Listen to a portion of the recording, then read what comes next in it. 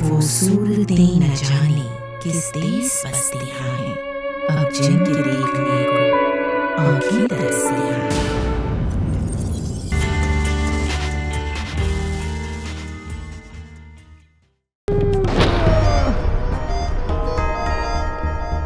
आदाब नाज़रीन। भगत सिंह की बंदूक से निकली ये गोली जिसने एसपी लाहौर मिस्टर स्कॉट के मुगालते में डीसीपी लाहौर मिस्टर सॉन्डर्स को निशाना बनाया, दरअसल 30 सितंबर 1928 को लाहौर रेलवे स्टेशन पर साइमन कमीशन की मुखालफत में होने वाले मज़ाहिरे और उसमें होने वाले लाठी चार्ज, जिसमें लाला लाजपत राय शदीद ज़ख्मी हुए थे, और फिर 17 नवंबर 1928 को शदीद ज़रबात के पेश नज़र उनके चल बसने का नतीजा थी। अफरा तफरी से फ़ायदा उठाकर एसपी लाहौर मिस्टर स्कॉट ने क़स्दन लाठियां बरसाकर लाला लाजपत राय को मौके पर ही ख़त्म करना चाहा था। ऐसा होता भी अगर लाला जी के हमदर्दों और साथियों ने उनके हिस्से की कुछ लाठियां खुद न खाई होती तो। लाहौर से छपने वाले हुर्रियत पसंद अखबार ज़मींदार के मुदीर मौलाना ज़फ़र अली खान ने, जो खुद भी मिस्टर स्कॉट की लाठियों का निशाना बनने की वजह से ज़ख्मी थे, एलानिया हुकूमत को मुतनब्बे किया था। लाला लाजपत राय को जो शदीद ज़रबात आई है, खुदा ना खास्ता अगर उनसे वो चल बसे तो हुकूमत के लिए इसके नताइज खतरनाक होंगे। Go back Simon, go back Simon, go back Simon, Simon, go back Simon, go back. 30 अक्टूबर 1928 को लाला लाजपत राय मिस्टर स्कॉट की लाठियों से बुरी तरह जख्मी हुए और पूरे सूबे में गुस्से की लहर दौड़ गई।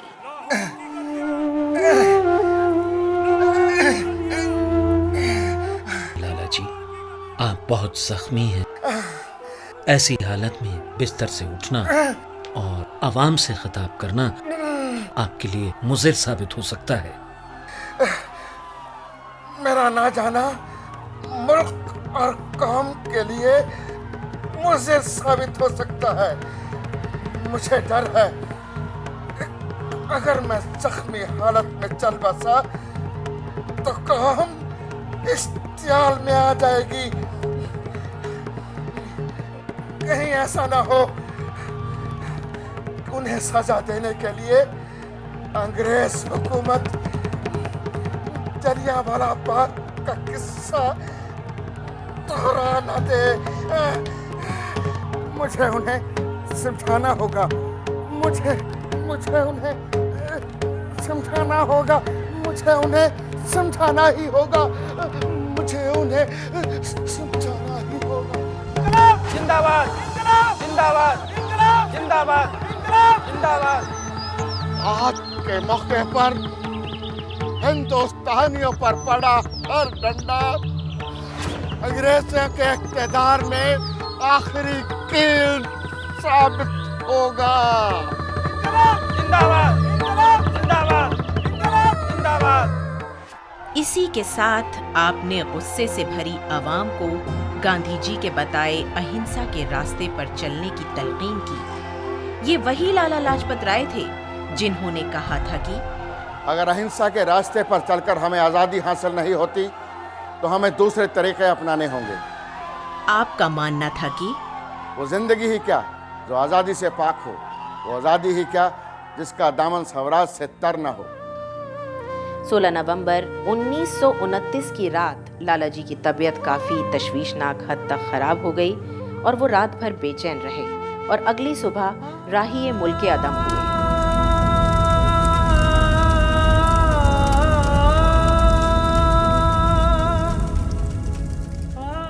लाला लाजपत राय सोशल वर्कर, कौमी रहनुमा, बेबाक सहाफ़ी, सियासतदां, वकील और शोला बयान मुकर्रर थे।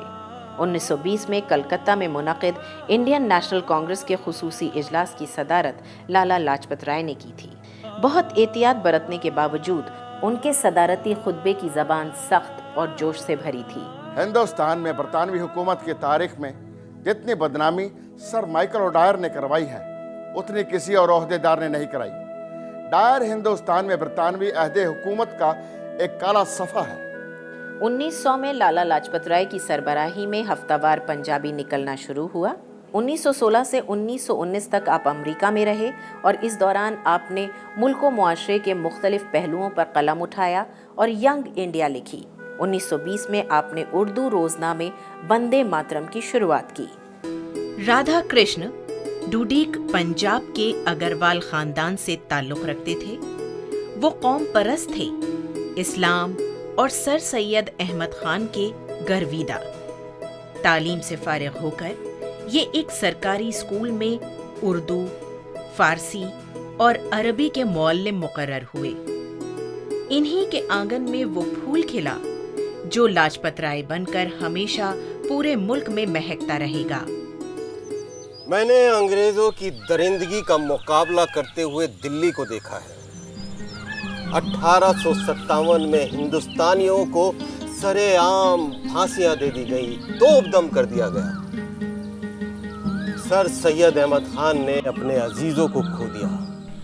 अगर वो चाहते तो वो भी बाहर जा सकते थे, लेकिन उन्होंने अपनी जान जोखिम में डाल दी, मुर्दा कौम में रूह फूंकी, अंग्रेजी पढ़ने का चलन पैदा किया और ये सब उन्होंने एक मसलहत के तहत किया। क्या समझे? समझ गया। सर सैयद को लगा कि अंग्रेज़ों का मुकाबला करने के लिए उन्हें कौम में बेदारी पैदा करनी पड़ेगी। शाबाश बेटा। आप जैसा उस्ताद पूरे हिंदुस्तान में नहीं मिल सकता, क्योंकि आप पढ़ाते नहीं हैं बल्कि तलबा को खुद पढ़ने में मदद करते हैं। गवर्नमेंट कॉलेज लाहौर में पहले पंडित शिव नारायण अग्निहोत्री के ज़ेरे असर आप ब्रह्मो समाज से जुड़े। फिर स्वामी दयानंद की तालीमात से मुतासिर होकर लाला हंसराज और पंडित गुरुदत्त के कहने पर आर्य समाज से जुड़ गए। माफ़ करना भाई, ये क्या है?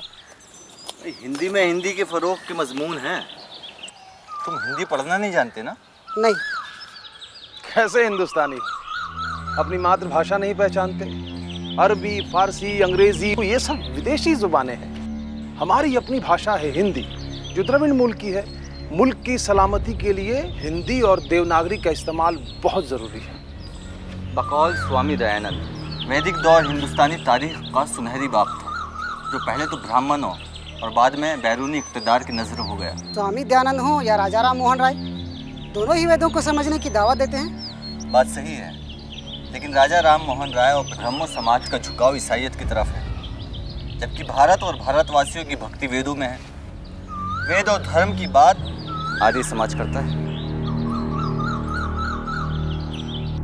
छुआछूत, तवाहम परस्ती और रस्मों रिवाज से धर्म को आज़ाद करके अकीदतमंदों में इबादत के सही मफहूम को फ़रोग़ देने की गरज से मोरवी काठियावाड़ के मूल शंकर ने 1875 में बम्बई में आर्य समाज की शुरुआत की और दयानंद सरस्वती कहलाए।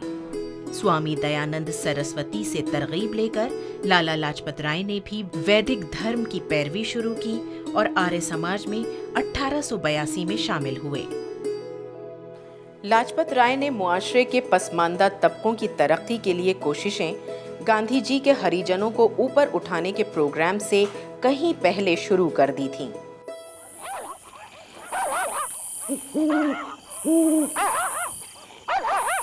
बैठने के लिए नहीं कहोगे धनीराम? बैठिए लाला जी। सब ठीक ठाक तो है ना? जी। अरे खाते खाते क्यों उठ गए? तुम खाना खाओ, मैं तो बच्चों से बात करने आया था। लाला जी, आपका सामने वाला कैसे तोड़ा? तो बहू से कहो ना, तो रात में थोड़ा हमें भी दे दे। जी हाँ भाई, थोड़ा दे दो ना भाई, लाला जी खाना मांग रहे हैं।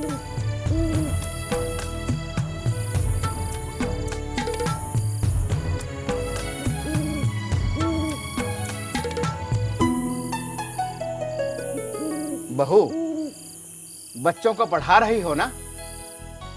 पढ़ा, पढ़ाई समझ ले मुक्ति है। हम लोगों ने एक तालीमी इदारा कायम किया है, वहां बच्चों को भेज मुफ्त पढ़ने। ठीक है, अब अनपढ़ रहने से काम नहीं चलेगा। पढ़े लिखे नौजवान चाहिए भारत को। लाला लाजपत राय का मानना था कि कौम परस्ती का जज्बा पैदा करने के लिए स्कूलों में वेदों की तालीम दी जाए। आप ये भी कहते थे कि सब कदीम रिवायत बेहतरीन और मिसाली नहीं है, जैसे कि सती। हम अपने बुजुर्गों की बिल्कुल नकल नहीं बनना चाहते, उनसे बेहतर बनना चाहते हैं। पंजाब में आर्य समाज की पकड़ बहुत मजबूत थी। कांग्रेस, जो 1882 में कायम हुई थी, अपने सेक्युलर नजरिए के साथ यहां कदम जमाने की कोशिश में थी। आप कांग्रेस से काफी मुतासिर हुए और 1888 में इलाहाबाद में होने वाले कांग्रेस इजलास में शिरकत का फैसला किया।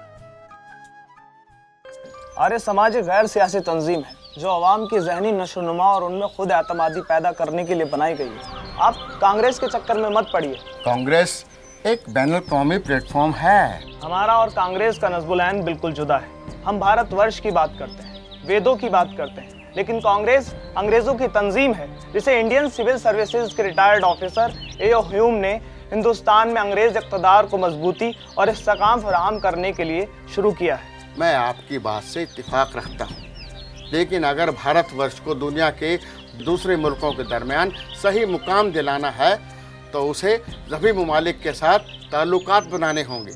और फिर ये भी देखिए, कांग्रेस से जुड़कर हम अपने नज़रियात सबके सामने रख सकते हैं। हिंदुस्तान पर होने वाले जुल्म और जातियों की दास्तान दूर दूर तक पहुंचा सकते हैं। हुकूमत से बराह रास्त मुतालबात कर सकते हैं। ठीक है, जैसा आप बेहतर समझें। लाला लाजपत राय आर्य समाज को कुछ हद तक अपने ख्यालात से हमकिनार करने में कामयाब हुए। 1885 में इंडियन नेशनल कांग्रेस कायम हुई। लाला लाजपत राय इसमें 3 साल बाद शामिल हुए। उस वक्त आपकी उम्र 23 साल थी। लाला लाजपत राय का मानना था कि सियासी बेदारी का दारोमदार तालीम और मुआशी तरक्की पर है। अगर कोई लोगों की इक्तिसादी हालत सुधारे बगैर सियासी बेदारी पैदा करने की कोशिश करता है तो वो कभी कामयाब नहीं होगा। कांग्रेस के हर इजलास में हमें आधा दिन सनत व हुर्फत के फ़रोग पर, तबादला ख्यालात पर सर्फ करना चाहिए, क्योंकि हम अनपढ़ और भूखे अवाम से किसी भी किस्म की बेदारी की उम्मीद नहीं रख सकते। इस मौके पर आपकी बाल गंगाधर तिलक से दोस्ती की शुरुआत हुई। जापान, जो उस वक्त गैर मारूफ सा मुल्क था, 1904 में रूस जैसी ताकत से टकराया और उसके गुरूर का सर मैदानी जंग में नीचा कर दिया।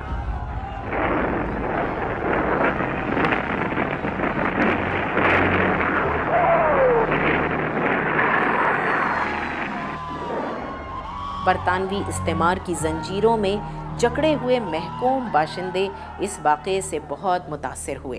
ब्रिटानिया, फ्रांस, रूस अपनी डिप्लोमेसी और टेक्नोलॉजी के बल पर अक़वाम को मगलूब करके उनके कीमती वसाइल का इस्तेहसाल कर रही थी। मगलूब होने वाले सभी ममालिक खुद को कमज़ोर समझ रहे थे, लेकिन इस नामालूम से मुल्क जापान ने रूस को करारा तमाचा मारा है। बिल्कुल, खुद को कमज़ोर समझने वाले हर शख्स और मुल्क में नई रूह फूंक गई है। भारत एक देश का नहीं बल्कि तहजीब का नाम है।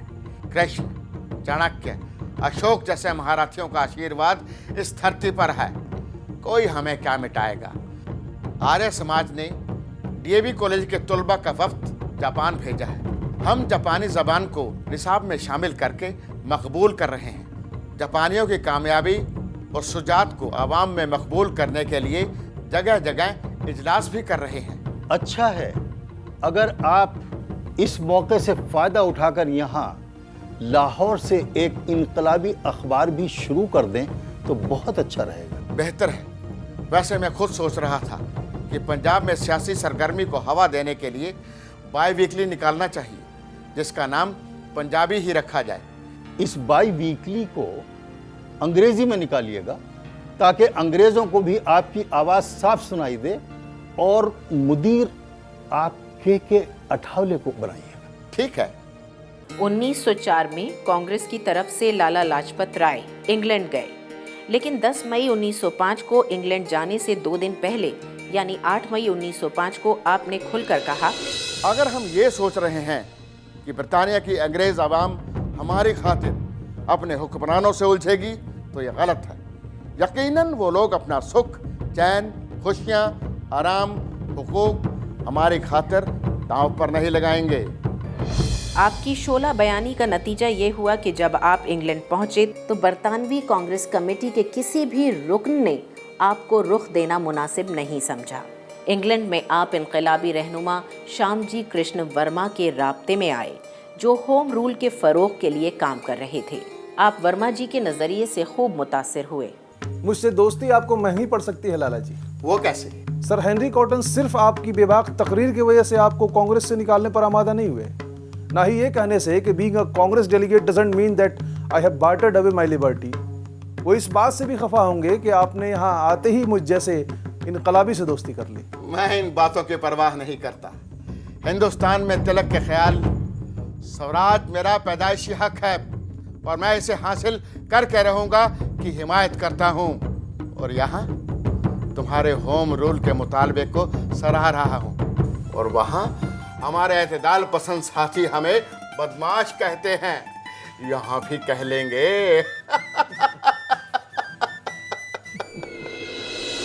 लाला लाजपत राय जून 1905 से 22 नवंबर 1905 तक बरतानिया में रहे। इस दौरान आपने कांग्रेस इजलास में शिरकत के अलावा वहाँ के मुख्तलिफ शहरों में हिंदुस्तान की महरूमी और अंग्रेज़ों की खुदगर्जी बयान करती धुआंधार तकरीरें की।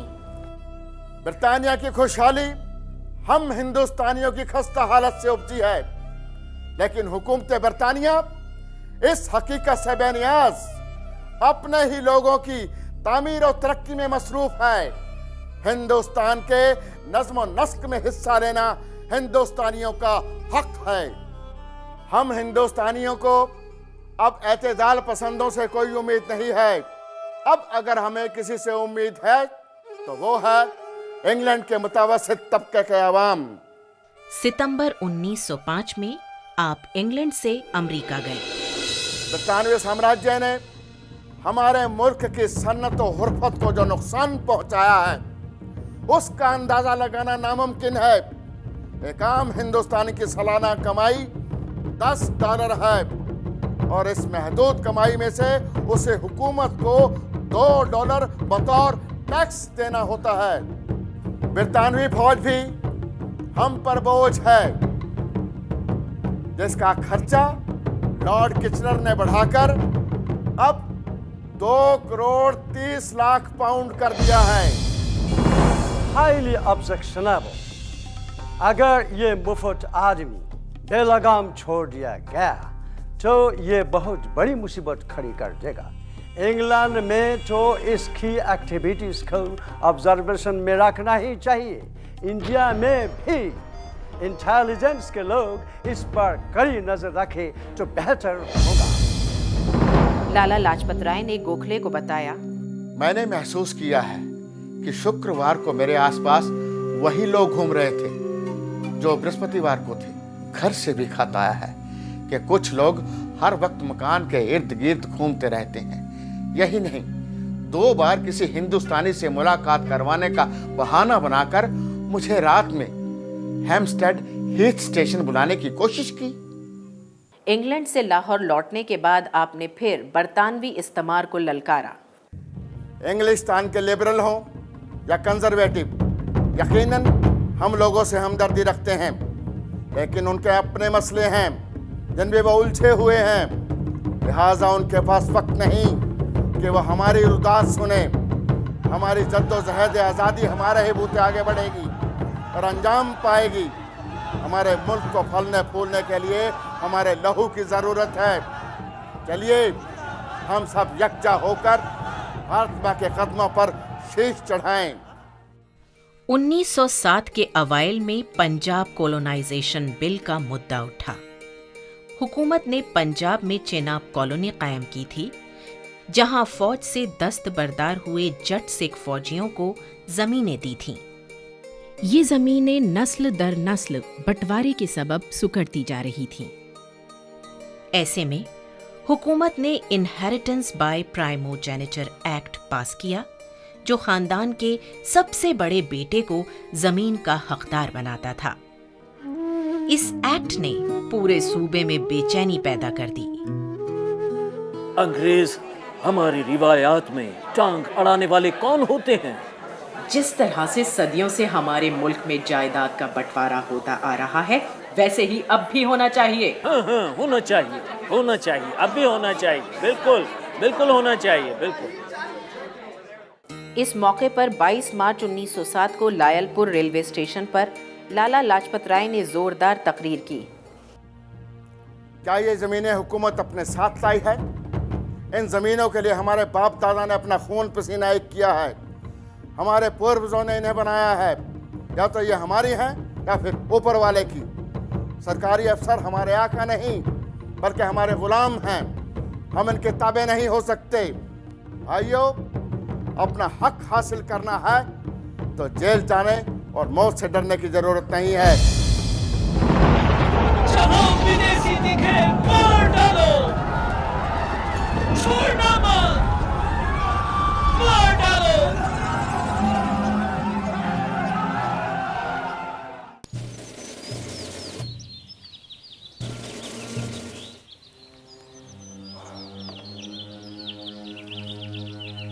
सिख विलेजेस में ये सेडिशियस पैम्फलेट्स ओपनली डिस्ट्रीब्यूट हो रहा है।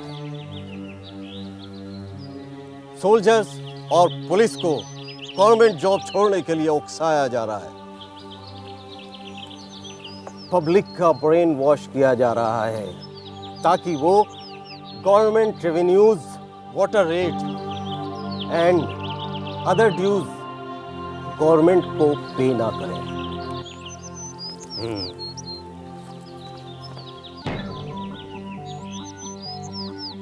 समाज सुधार के नाम पर ये आर्य समाजी हाउल एजिटेशन प्रोग्राम चला रहा है। हुकूमत को खतरा है कि सिपाही म्यूटनी के 50th एनिवर्सरी के मौके पर ये पंजाबी लोग 1857 जैसा सीन पंजाब में क्रिएट न कर दे। तो considering him to be a dangerous revolutionary, the government is planning to deport him to Morley. यही ठीक रहेगा, क्योंकि इस आदमी का अपने लोगों से दूर रहना ही बेटर है। 9 मई 1907 को 1818 के रेगुलेशन 3 के तहत आपको जिला वतन करके मांडले बर्मा पहुंचा दिया गया। आपको मांडले के किले में 6 महीने कैद तन्हाई में गुजारने पड़े। इटली में इनकलाब पैदा करने वाले रहनुमाओं माजिनी और गौरबोल्डी से आप बहुत मुतासिर थे। गोपाल कृष्ण गोखले को आप अपना सियासी गुरु मानते थे। जितनी कोशिश आपने मुझे कैद फिरंग से आज़ाद कराने की है, उतनी शायद किसी दूसरे ने नहीं की। इसके लिए मैं आपका शुक्रगुजार रहूं। क्या बात करते हो, हमारे सियासी नजरिए अलग हैं, तो क्या हुआ, आप मेरे बड़े भाई के समान हो। जी, आपसे एक साल सीनियर हूं, लेकिन आपको अपना सियासी गुरु मानता हूं। शुक्रिया। वायसराय आपको एक खतरनाक इनकलाबी मानते हैं। उनको खतरा है कि आप फिर लोगों में बेचैनी फैलाएंगे। नहीं, तिलक, बिपिन चंद्रपाल, अरविंदो घोष यानी कि तमाम इनकलाबी हिरासत में हैं। आवाम का जोश ठंडा पड़ रहा है। ऐसे में अगर मैं भी अंदर चला जाऊंगा तो फिर बाहर के काम कौन संभालेगा? लिहाजा 1908 से 1912 तक आपकी तरफ से सियासी उफुक पर खामोशी रही। ज़ाहिरी तौर पर सियासत से खुद को फासले पर रखकर फलाह व बहबूद के काम में लगे रहे। 13 अप्रैल 1919 को जलियांवाला बाग का सानेहा हुआ। आप मुल्क व कौम से दूर थे और वापस आने की इजाज़त नहीं थी। अजीज साथियों, मैं आप लोगों को कैसे बताऊं कि पंजाब के हालात सुनकर कैसा गर्व व बेचैनी महसूस कर रहा हूं। मेरा दिल भरा हुआ है जबकि मेरी ज़बान खामोश है। मैंने बहुत कोशिश की कि इस मुसीबत के वक्त आपके पास रहूं, मगर मैं अपनी इस कोशिश में नाकाम रहा। मुझे नौकरशाही की इस करतूत पर बहुत गुस्सा आ रहा है।